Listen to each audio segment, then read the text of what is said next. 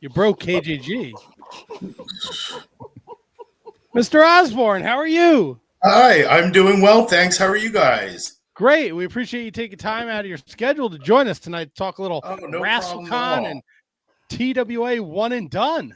Absolutely. I'm trying to get my picture up here. It's okay. You take your time. Technology is a son of a bitch, man. Well, and when you're as old as some of us are, it can be kind of befuddling. What the hell's going on here? You're not that old. Camera. Well, oh, for God's sakes. I mean, we can hear you, so we're good. All right. Well, I'll continue to work on this and fire away. I apologize for the. No, you're good. Look, it's probably better for you guys anyway. Let me see. I don't know. Can you see us? I can see you and hear you guys just fine. Yeah, well, none of us are lookers. Maybe the Kevins could get away with it, but me and Brundo are fucking gross. And Tony is king of the chuds, and he's not even here. He is not king of the chuds. Oh my God. Well, thank you guys very much for having me on tonight. They told me what a fun group you guys are, so I can tell already. And who did? Bay's full of shit. I'm kind of working on my camera here as we talk, so I don't want to take away from the conversation. So whenever you guys feel ready, please. We're ready. We're ready. So I said a few minutes ago before you jumped on the show, like, if we're in the Northeast as well, we're based out of Jersey, and any one of us picked up an After magazine. I mean, the Maniac Glen Osbourne was in every single issue, and you under every independent, like, you were one of the guys that kind of started the movement that eventually became like Reckless Youth and Cheetah Master and Dirty Dom Montoya. Like, Glen Osbourne was at the forefront of that. Oh man. Well, thank you very much. Yeah. It was interesting. The TWA, as you know, was really an original for so many reasons because of that. I mean, so many of us were at the head of this, independent, especially the Philly movement. So yeah, it's pretty cool. Nice. Did you ever imagine 30 years later? No. That I mean, you had to know the way wrestling fans are like, you resignated, but now, like, with the TWA one and done coming back, the Rasslecon, like, are you surprised with the amount of traction this has picked up? I am. I'm really happy about that because I feel like sometimes history gets lost. Wrestling, I guess, like anything, wrestling fans can have a short memory. And I think this is a great chance for a lot of the guys that started everything to kind of take their bow, but for the fans to maybe check out the wider world of wrestling outside of, the stuff they see on TV, and see where some of this stuff started from. For real fans, I think it's going to be interesting because there's so many legends that are going to be there.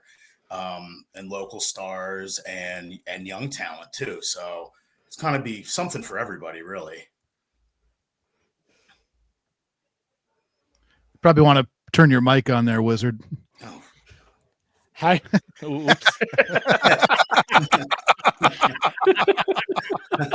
I was cracking up right when you joined the show, so I muted myself. I think I asked this question to Bay a couple of weeks ago. How do you find that balance between the nostalgia and featuring the young talent?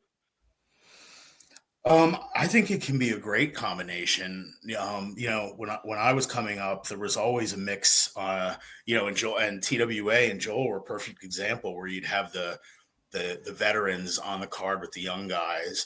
And I think when it's done right, it can be a great balance. From what I've heard, I haven't been in a dressing room. It had been 13 years, and then I was at an ECWA reunion show over the summer, and that was the first time I'd been at a show in 13 years. And it seemed great to me, but I've heard stories about the younger guys not having respect and this and that. So, if we can find a common ground and help, everybody helps everybody, I think that's great.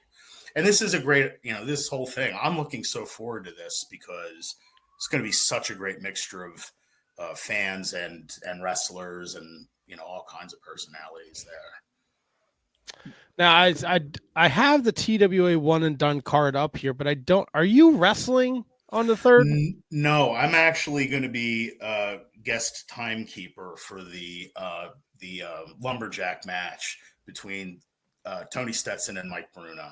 Okay.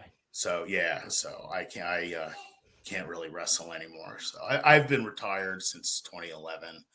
So, but this past year I've been coming back to a lot of podcast. These podcasts are great, and it's such a great way for old guy like myself to stay out there and stay connected with everybody.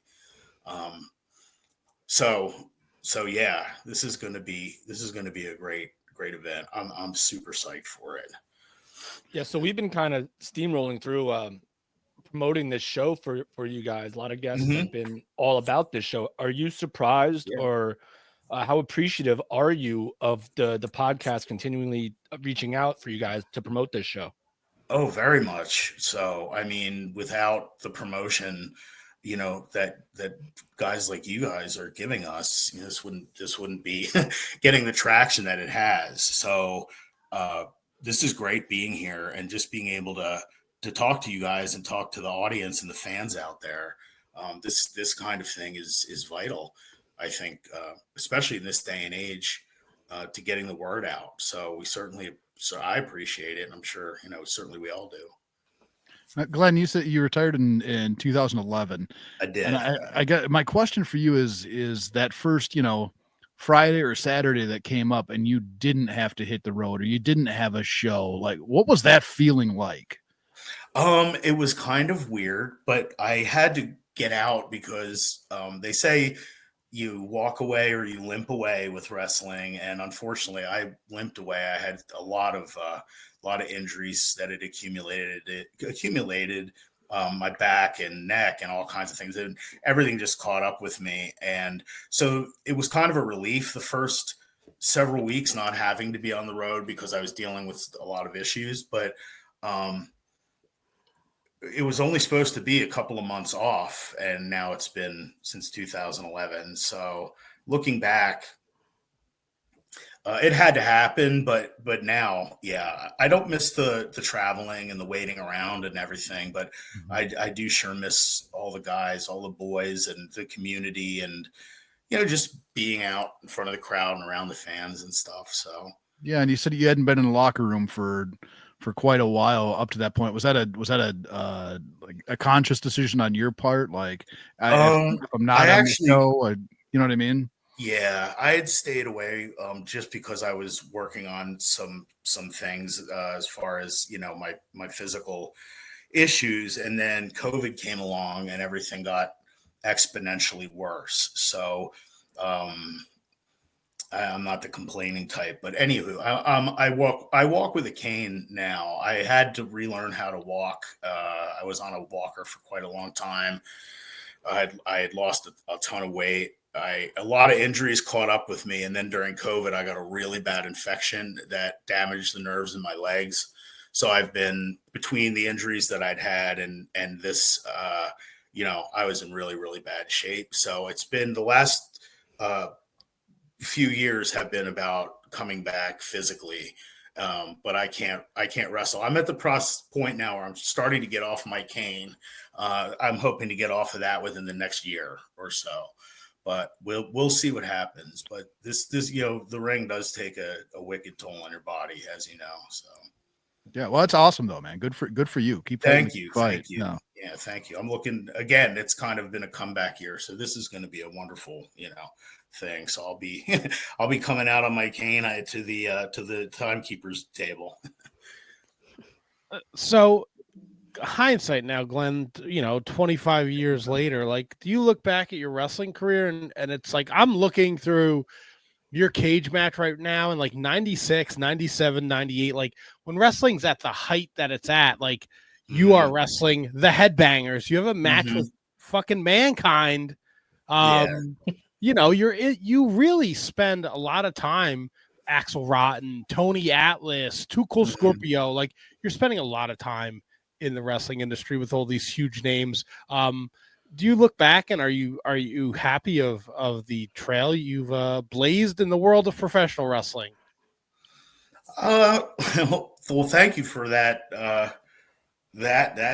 comment, but yeah, I'm very happy. I've said before that, to me, being successful in wrestling, it might be a different definition than others. To me, it was just to be working, be a working wrestler, and that was kind of making it to me. It was never, if main eventing WrestleMania or something happened, I mean, that'd be great. It was not going to, but I was very happy to be, I guess, a supporting player. Let's put it that way. Sort of more of a character actor than the big star, So if I can feel like, I've trained some guys, and if I feel like I can have made a positive influence rather than a negative one, then I feel like I've done my job. It looks like, when I look at like 1998 and Mm-hmm. and what was going on, like it looked like, how people say like, oh, like they put him in the ring with X-Pac, and if he could go, X-Pac would tell him like, you look like, there's a lot of like young names in 1998 that you wrestled: Christian Cage, Sexton Hardcastle, Flash Flanagan, Andrew Martin. Like they all came through the ECWA and the PCW, and they all spent time working with you. Was that like by design, by the promoter, or was it just the luck of the draw for you? We lost him, Double T. What the fuck?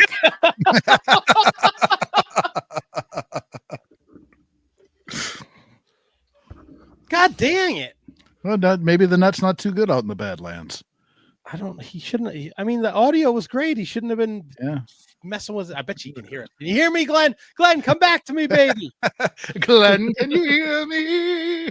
Glennis, can you hear me?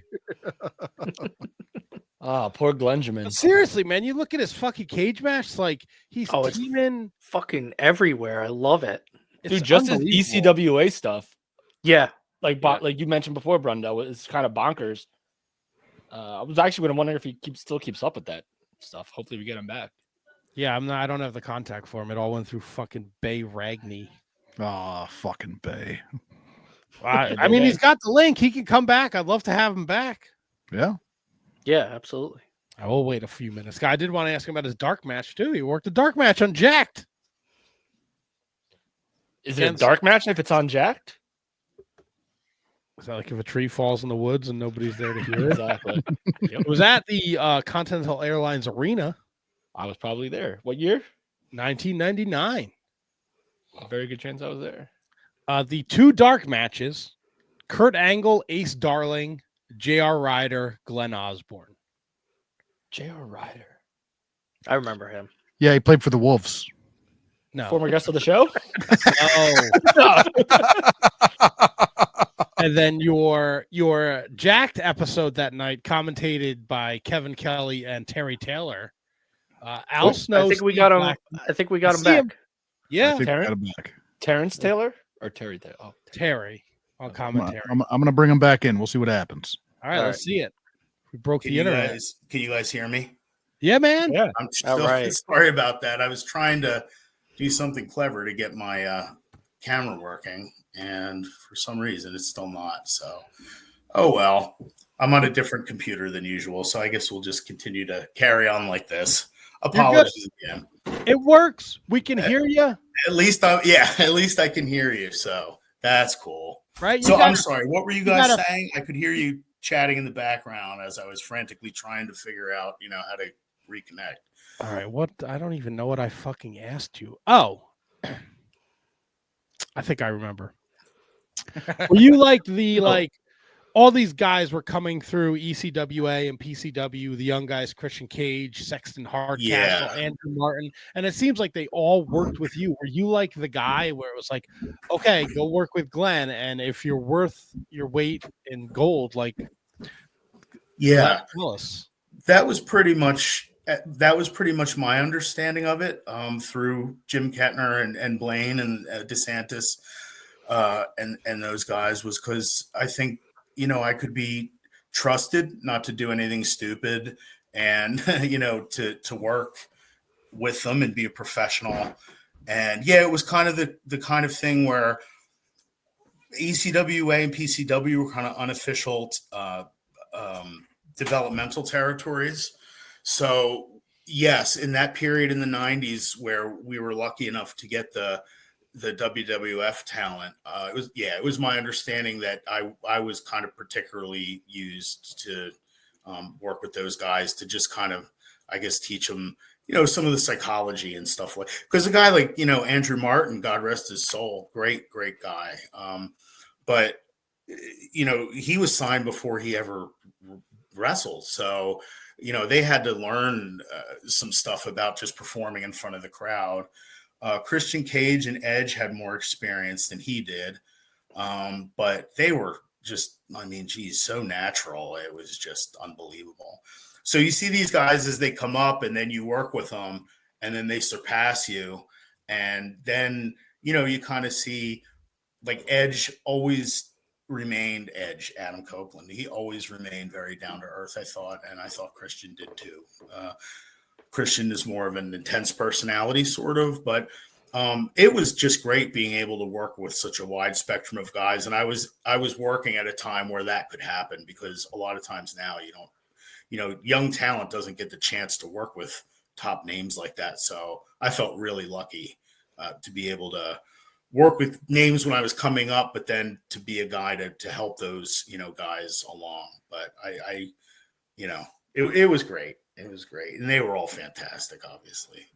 So a couple ECWA questions, one for you and then a follow-up. How would you describe ECWA's reputation in the grand scheme of independent wrestling? Because I don't think that it gets enough recognition for what they've done. Obviously, the Super 8 has been around forever, and it's been launched many a career, and it's been a tremendous institution in independent professional wrestling. But how do you feel like ECWA is viewed in the landscape of independent wrestling? I think, I agree with you that it's underrated for sure when you look at the general impact. Unfortunately, with a lot of fans, if they don't see it on TV, they just don't really care to look into it too much. And I feel like, ECWA, a lot of fans don't know what goes on behind the scenes. In the case of ECWA, it wasn't that it wasn't good enough to have TV. It was that Jim was trying to work for, WWF. And even if you were a small independent, if you declared that you wanted to get television, Vince saw you as a rival, and that was kind of it. So, Jim worked with them, and he didn't do anything, that to rock the boat. And, but I think because of things like that, the magazines were great to us. But I think a lot of these promotions like ECWA don't get the credit that they deserve because they weren't televised. There's a lot of wrestling that's great that goes on. The fans just don't get to see it, at least from my era. Now with YouTube and everything, I think it's a lot easier to get your stuff out in front of people.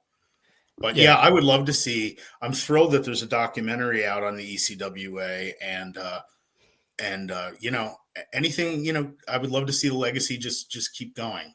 The Super 8's been an institution for years, and boy, has that elevated some folks too. So, especially not knocking anybody else, but Jim is one of the greatest wrestling minds I've ever had the chance to work with. So. Under him, especially in the 90s, it was a hot promotion. Yeah. So, it really was in all the magazines, and, great crowds, hot crowds, and sellouts and everything. It was thrilling.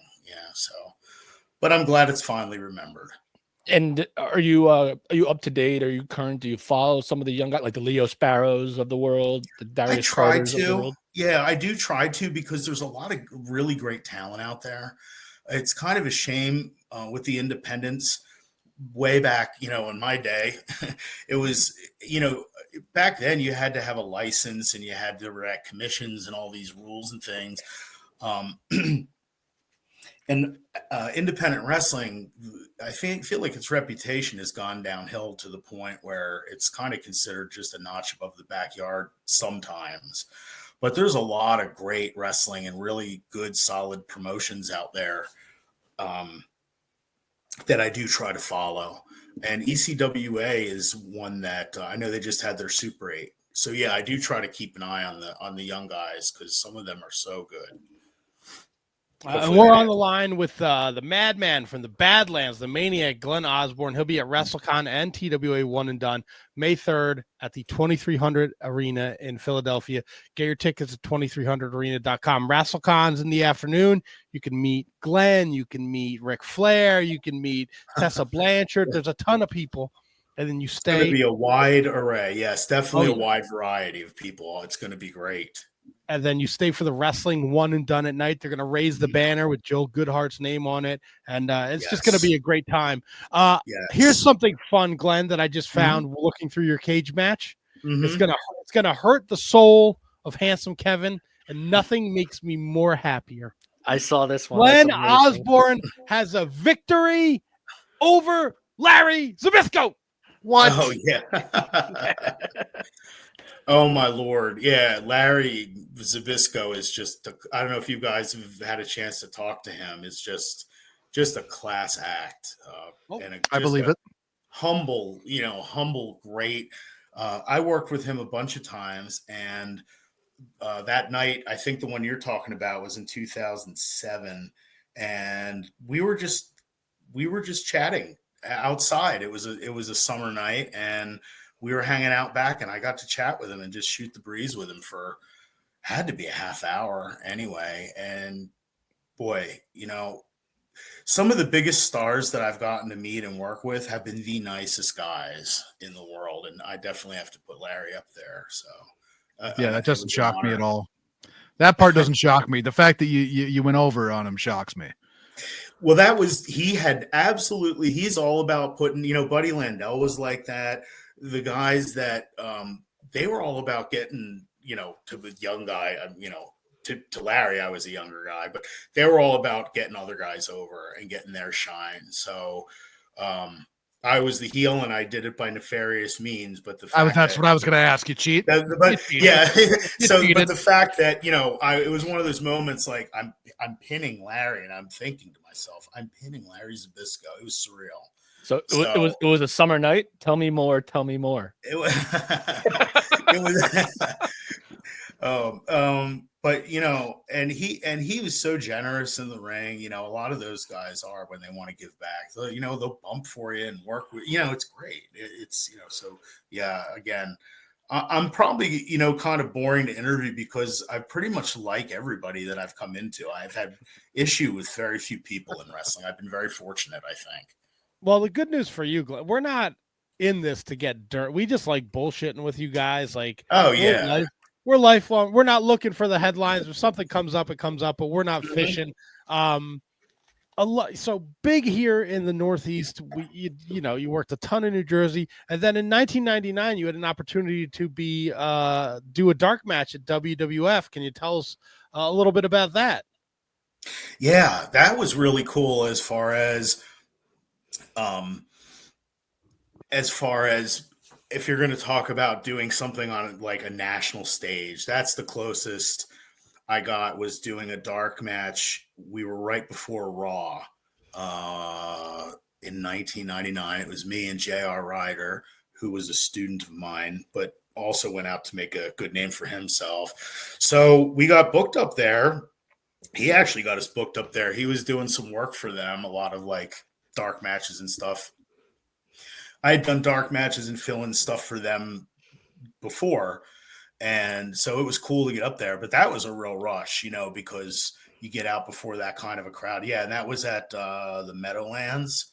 So when we were there, it was Continental Airlines Arena. I think it's something else now, but that was awesome. And they said to us, Tom Pritchard was our agent or producer or whatever for our match. And they said, just go out there and just work until we weren't given a time limit. Just go out and work until the ref tells you to take it home.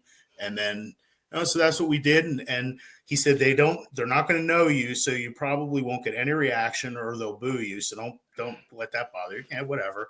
So we go out and we got reaction out of them. They were into the match. And when we came back, one of the greatest compliments I feel I've ever gotten, Tom Pritchard came over to us and said, "Hey guys, great match." And I was like, I almost hit the floor. So that was a thrill. Another great guy, trainer to the stars. Yeah, and we, Dr. Tom's great. Oh yeah, we love Don. Yeah, handsome super, Kevin super nice. loves everybody. And you look. Handsome Kevin, hand job.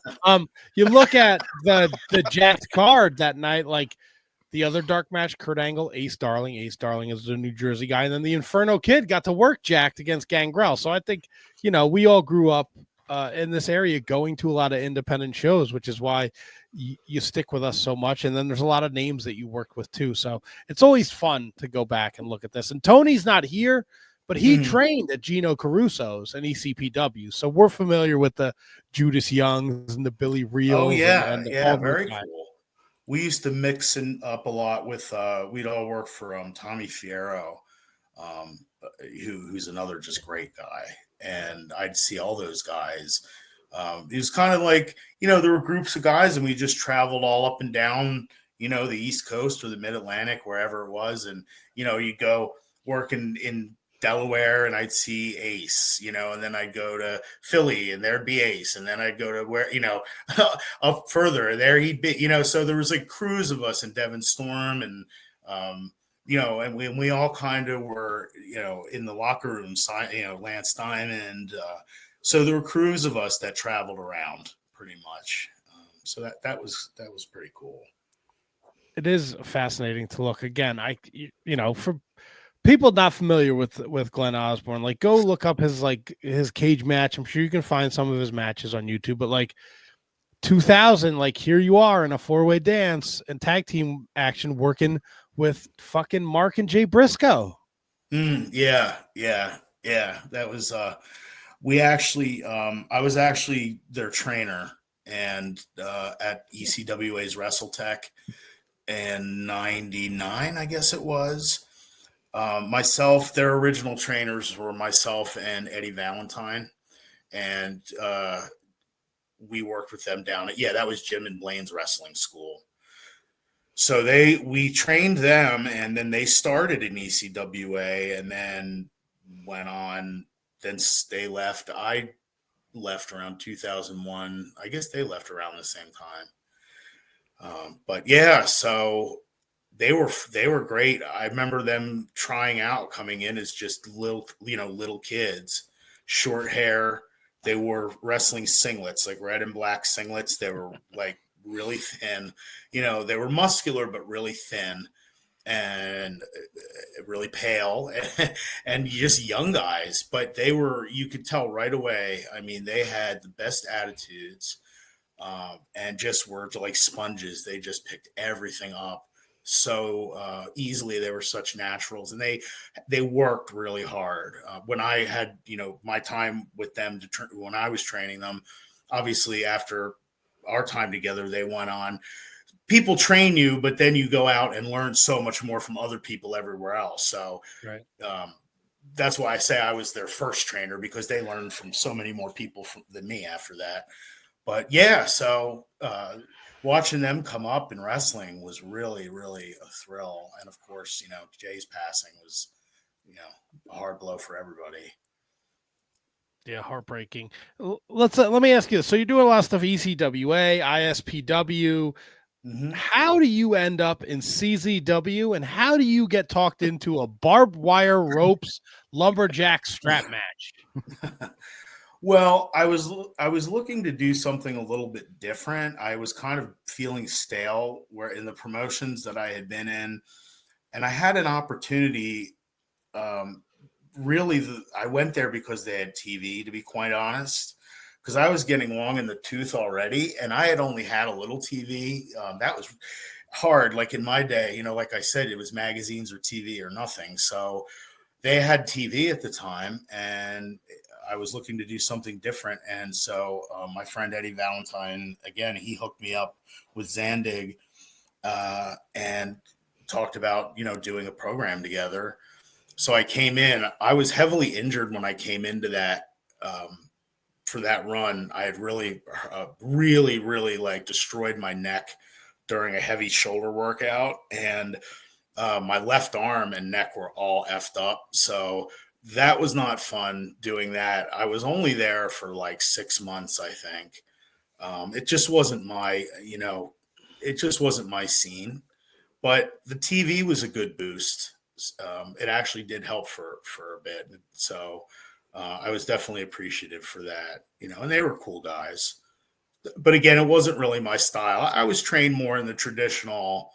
I like doing hardcore, but to me, hardcore is a cage or barbed wire, but like old school barbed wire, like a Dusty Tully barbed wire, that type of thing, where it's it's more about getting your opponent to the barbed wire than just slicing each other up, that kind of stuff.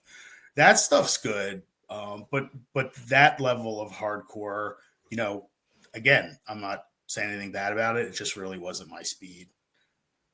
So I was more of a tackle drop down, hip talk, that kind of background. So is there anything about the TWA that fans like even like the most diehard ECW Eastern Championship TWA fans follow? Is there anything that they don't know about TWA? Something that may surprise some people? That's a good question.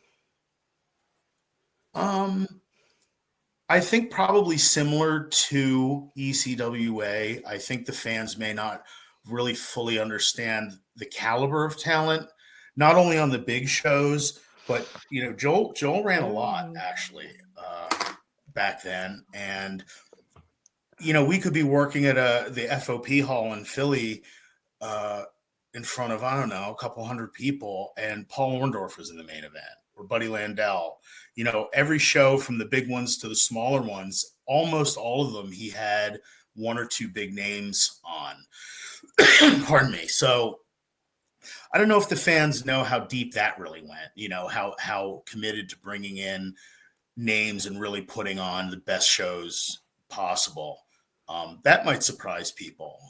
I know everyone knows that the big shows, the big quarterly shows, they remember them, but that there were so many other shows out there that I don't even know if some of them got videotaped or not, all over the place.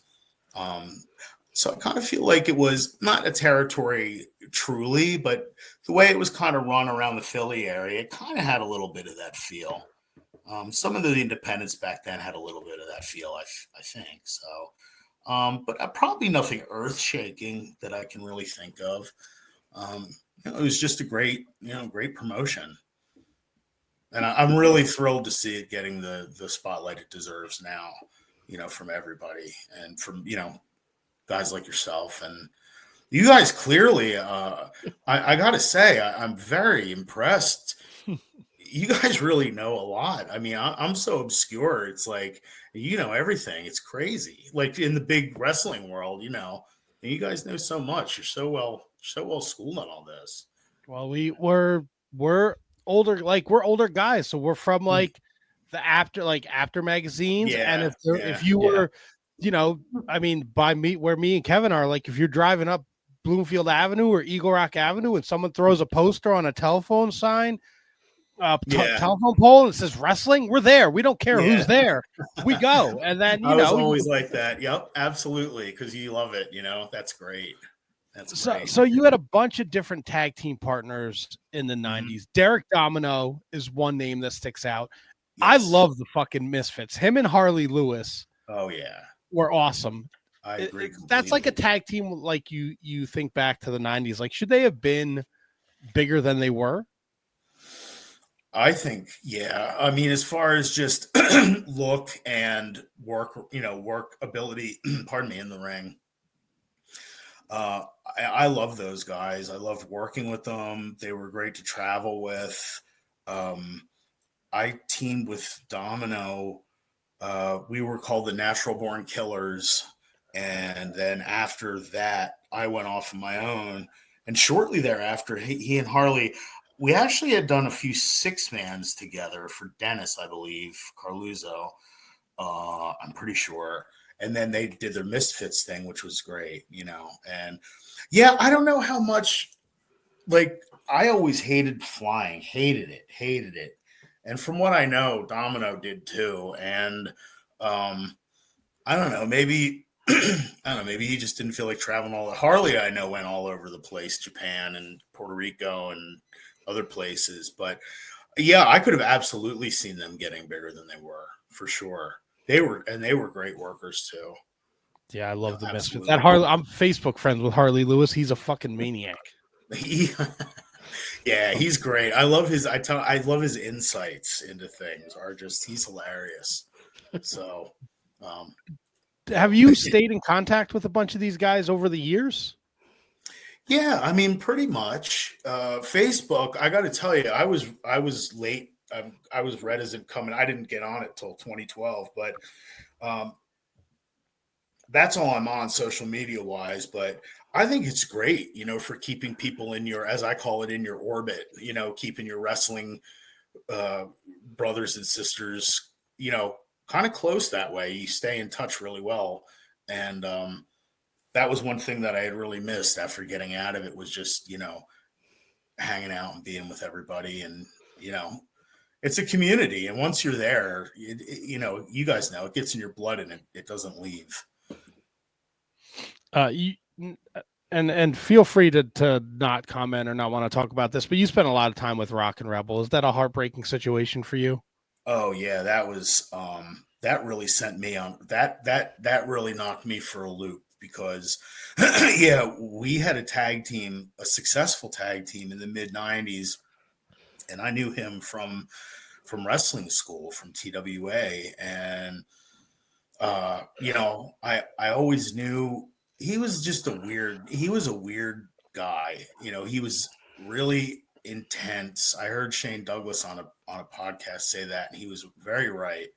Very oddly intense and kind of, and just weird a little bit. But I never thought in a million years that he would do what he wound up doing. And I had known him and his wife since the beginning in wrestling, 20 some odd years at that point, 25. And that sent me into a big depression. I couldn't believe that had happened. And that was a huge blow. I couldn't believe, I hadn't seen him in 5 years, but I was so shocked. I mean, I was so shocked, and I was so saddened, and what a horrible situation. So yeah, that one hit really, really hard, because I had traveled with him a lot, with our team. I ended up dissolving the team because his behavior over time. I said on Bay's podcast, he had started really getting a little stalkerish with me, and I knew it was time to take a step back. And then I'd see him on independent shows over the years, and we were always cool with each other. But then I had seen him last in 2013, and then 5 years later, I had heard about what happened. So yeah, that was tough for everybody, not just me, certainly. My God. I mean, me least of all, the families and, all the guys and girls in the business. That was rough. What did you guys think? That must have been, yeah. Why? It's why, anytime a story like that comes out in the wrestling community, it's heartbreaking. It's wild. Wrestling or not, it's like it's mind blowing. It's well, and I think that maybe years of steroid abuse, and I don't know if there was CTE involved with that. Probably not. He was kind of off to begin with, but I know that there were times where he was a heavy steroid user. So I think that, over time can really, really F with your brain. Yeah. Were you surprised to see that as part of the Dark Side of the Ring series? I guess not, because it's so dark. I mean, that's really, and all the details about the kids and everything, I'm sure. So, right. I mean, yeah, that's gruesome. No, I'm really not surprised. Let's get away from the gruesome and the dark. Yeah. Thanks, Captain. Bring down. Go ahead. I'm good at that. Don't worry. But I transitioned well. TWA one and done May 3rd and Rasslecon. Is there somebody you are most excited to see that weekend in Philadelphia? I don't think I'll get a little more specific. There's not anyone there I think I'm not excited to see. There's so many people that I haven't seen in quite a while, and like years and years. So I'm looking really forward to seeing everybody. In particular, Manny Fernandez has been a longtime friend and mentor of mine, and we were on a podcast together a few months ago, but I haven't seen him in person in a long time, and he's going to be there at the con and then doing a referee thing that night. So I'm looking really forward to seeing Manny again. All the TWA guys, I haven't seen Sandman in years. I'm looking forward to seeing him. Very forward to seeing him. You're like, hey, yo, Maniac. You know what? And I was saying to someone earlier, for all his bombast and loudness, though, he's like the sweetest guy. He was always so nice to me, and he's another one. People have been out of touch. He's been out of touch for years, but if JT Smith happened to show up, I would be over the moon about that. He's just one of the best people I've ever met, wrestling or not, just a good human being. Jimmy Giannetti, Donnie Allen, all the TWA guys, and all the people I haven't met yet. There's a ton of people that are going to be working that I haven't met. Like, I haven't met Tessa Blanchard or God, Ric Flair, for God's sake. So I'm looking very forward to all that stuff. I see Tully has now been signed, so that's really cool. Nice. We are just a few weeks away. If you had to shill one last time, right? This is your final shill, your final push to get people in the building for TWA on May 3rd. What would you tell them? I would say history is going to be made. History is going to come back to life one more time in Philadelphia. And if you respect the history of wrestling, or if you're a fan of ECW or any of the offshoots of ECW or any of the wrestlers or promotions that it inspired over the years, then you owe it to yourself to come down to TWA One and Done and watch us do it all one more time. Beautiful. Man, Glenn, this was a blast, man. Anytime you want to come back on and shoot the breeze. Oh, thanks, guys. This was a lot of fun. Bay was right. Don't. I mean, yeah, we didn't even mention you are the second ECW TV champion in the history of the. Yeah. Yeah, you surprisingly somehow, I don't know, got like Tame Wizard's interview. Like, I don't know how that happened. Oh my God. Oh my God, Glenn, I gotta ask. Here we go. Oh yeah, don't forget. I can't, because I ask every guest. I don't care how big, how small, you've how been woman. to the top. Women, men, midgets. I don't care. When was the last time you shit your pants? Oh my God, I don't know. When I was an infant, probably. Wow. Look at this guy. I don't remember it. That's for sure. All right, you know what? There's been a couple people who have had the same answer as you. Okay. I'm assuming. Never on a backdrop or anything, thank God. No pun intended. Yeah, right? Yeah. Oh, Lord. You never had a fart that turned into a shart? Oh, God, no. Thank God, no. I try to, have more control if I can. Yeah, but sometimes you have a gas station burrito and then there's no control. Yeah, you have to quick step it, then you do, but yeah, so stay away from that, especially gas station sushi. Stay away from that stuff. Sometimes you just got to stop and get your book in those 4 seconds. Exactly. Oh, man. Well, yeah, this is going to be a great event, and hopefully, are you guys going to get beat to be able to go? I will not be there. Joe Goodhart broke my balls about it. He can eat his shit. All right, I'm working. At that. Yeah. Well, I broke his balls back. I hope it. Nice. I hope all his Philadelphia Phillies shit burns. I work on a food truck, and it's actually a very busy weekend for me. So, unfortunately, I will not be there. Oh, okay. That's cool, though. Those food trucks are awesome. They're like coming up all over the place, man. Awesome. Good. Thank you, Glenn. I appreciate that. Glen Osbourne understands, not that money mark Joe Goodhart. He's not here to defend himself. Yeah, right. Oh my God. That's hilarious. Yeah, well, it's going to be a great night. So, I'm sure it'll be, out on video and whatnot. So, Nice. But yeah. Well, Glenn, thank you for taking time out of your busy Monday night. Good luck on the 3rd. Enjoy yourself. And, we'd love to touch base with you and maybe get you back on in the future. Thank you very much, guys. I really appreciate it. This has been a lot of fun. And yeah, I'd love to come back on sometime. Just, you can either get in touch with me or through Bay or whatever, and just let me know. It's a lot of We'll fun. go old school East Coast wrestling. We'll get you, we'll get Crowbar. There you go. Well, like a maybe whole Ace. Ooh, like a panel discussion. Yeah, like I like that. Yeah, there you go. Round table action. Yeah, there you go. That'd be awesome. Awesome. Very cool. Well, thank you again, guys.